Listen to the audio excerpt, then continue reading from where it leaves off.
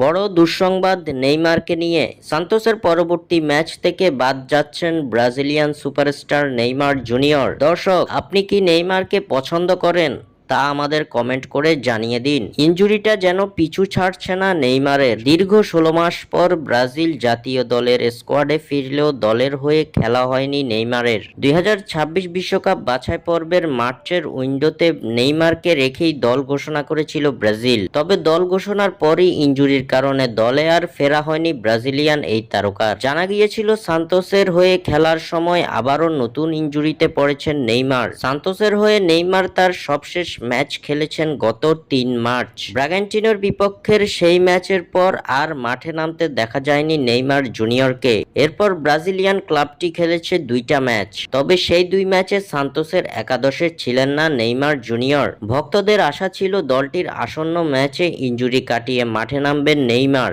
আগামী 7 এপ্রিল বাহিয়ার বিপক্ষে মাঠে নামছে সান্তোস। তবে এর আগে নেইমার ভক্তরা পেল বড় দুঃসংবাদ। আসন্ন ম্যাচেও সান্তোসের জার্সিতে দেখা যাবে না নেইমারকে।